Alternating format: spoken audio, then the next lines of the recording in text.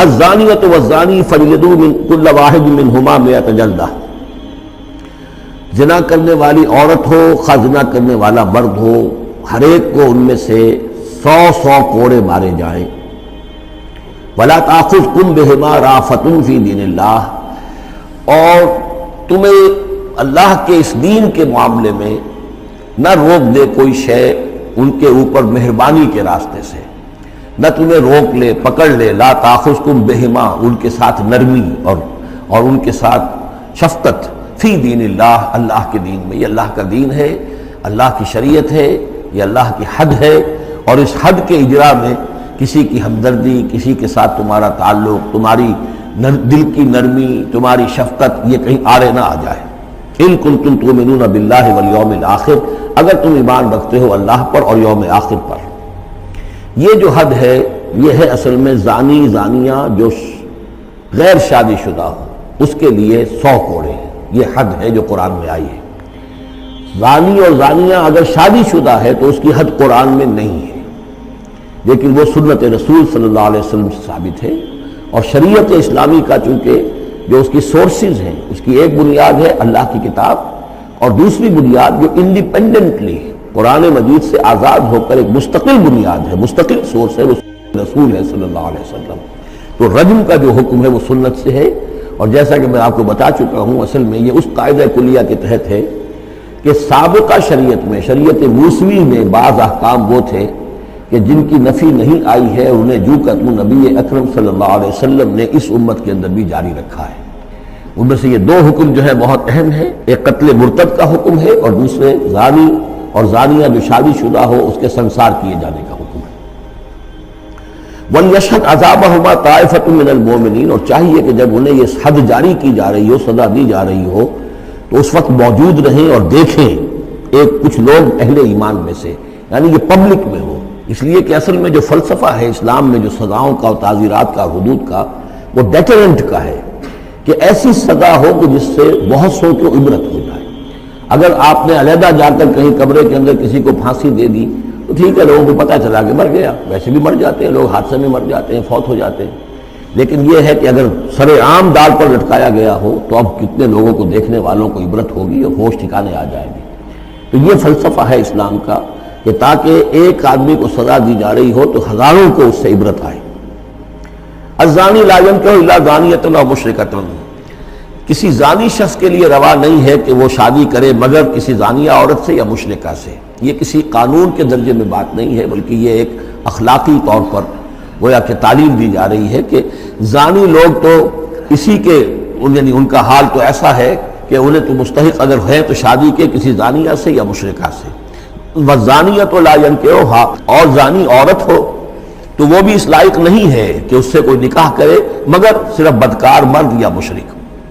وَحُرِّمَ ذَلِكَ عَلَى الْمُؤْمِنِينَ، اور یہ دونوں جو ہیں زانی مرد اور زانی عورتیں یہ تو حرام کر دی گئی ہیں مومنین کے حق میں، اللہ یہ کہ کوئی توبہ کرے، جو بھی ہے معاملہ وہ علیحدہ ہے اس سے۔ وَالَّذِينَ يَرْمُونَ الْمُحْصَنَاتِ ثُمَّ لَمْ يَأْتُوا بِأَرْبَعَةِ شُهَدَاءَ، اور جو لوگ جو خاندانی عورتیں ہوں، حفاظت میں ہوں کسی خاندان کے اور نکاح کے ان قید میں ہوں، چاہے نکاح کے قید میں ہوں تو ڈبل احسان ہو گیا کہ خاندانی بھی ہے اور دوسرے یہ کہ نکاح کی قید میں بھی ہے، نکاح کی حفاظت بھی انہیں حاصل ہے۔ نہیں تو یہ کہ اگر غیر شادی شدہ ہے لیکن کسی شریف خاندان سے ہے، آزاد خاندان سے ہے، اگر ان کی عورتوں میں کوئی شخص جو ہے ان پر عیب لگائے، زنا کا الزام لگائے اور پھر وہ نہ لا سکے، ثم لم یاتوا باربعۃ شہداء، 4 شہید نہ لا سکے، فجلدوہم، تو پھر اب ان کو کوڑے مارو، 80 جلدہ، 80 کوڑے، 80 دبرے، ولا تقبلوا لهم شہادۃ ابدا، اور ان کی شہادت اب کبھی آئندہ قبول نہ کرو، واولئک هم الفاسقون، اور یقیناً یہی لوگ فاسق اور نافرمان ہیں۔ یعنی زنا کا الزام اگر لگایا جا رہا ہو تو پھر جو الزام لگانے والا ہے اسے 4 گواہ چشمدید پیش کرنے ہوں گے۔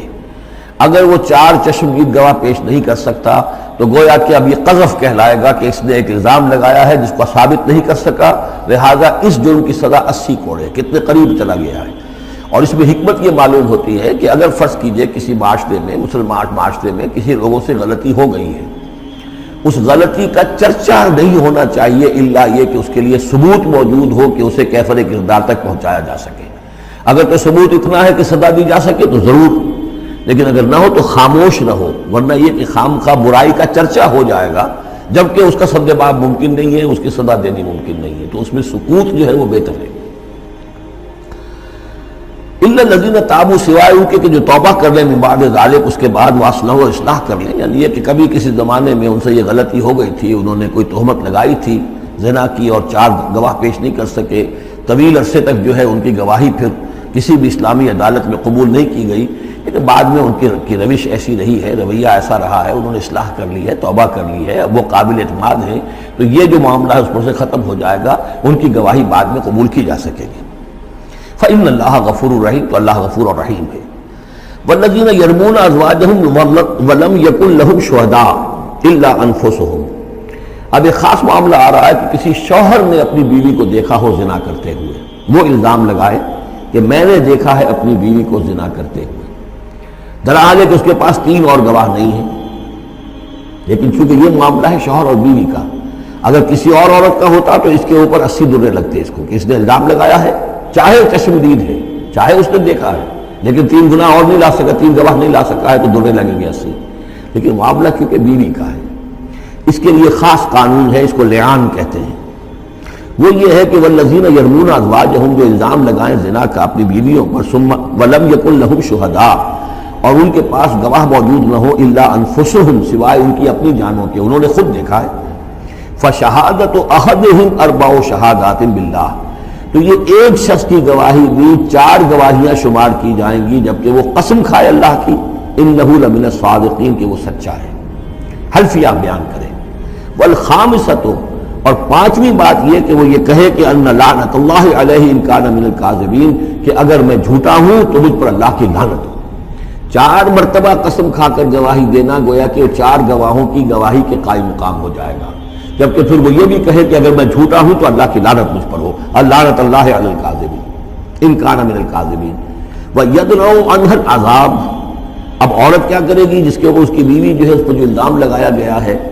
اگر وہ اس پر سے عذاب ٹل جائے گی سزا، اور یہ حد عورت سے، ان تشہد 4 شہادات باللہ، کہ وہ بھی قسم 4 مرتبہ کھائے اللہ کی، انہ لمن الکاذبین، کہ یہ میرا شوہر جو مجھ پر الزام لگا رہا ہے جھوٹا ہے، اور والخامسۃ، اور 5ویں بات وہ یہ کہے ان غضب اللہ علیہا ان کان من الصادقین، کہ اگر میرا یہ شوہر اس الزام میں سچا ہے تو مجھ پر اللہ کا غضب آئے۔ اس انداز میں پھر یہ کہ عورت کے اوپر پھر حد جاری نہیں ہوگی، اور اگر شوہر کے 4 قسمیں کھا کر الزام لگانے اور پھر یہ کہ اللہ تعالیٰ کی لعنت اپنے اوپر طلب کرنے اگر جھوٹا ہو، اس کے بعد اگر بیوی خاموش رہتی ہے، وہ جوابی طور پر قسم نہیں کھاتی 4، اور نہ یہ کہتی ہے کہ اگر یہ سچا ہو تو مجھ پر اللہ کا غضب ہو، تو پھر اس پر حد جاری ہو جائے گی، لیکن اگر وہ بھی قسم کھا لے 4 قسمیں، اور یہ کہ ساتھ ہی یہ بھی کہے کہ اگر یہ سچا ہو اور واقعی اس کا الزام درست ہو مجھ پر، تو مجھ پر اللہ کا غضب نازل ہو جائے، تو پھر یہ کہ عذاب ٹل جائے گا، دنیا کی سزا اسے نہیں ملے گی۔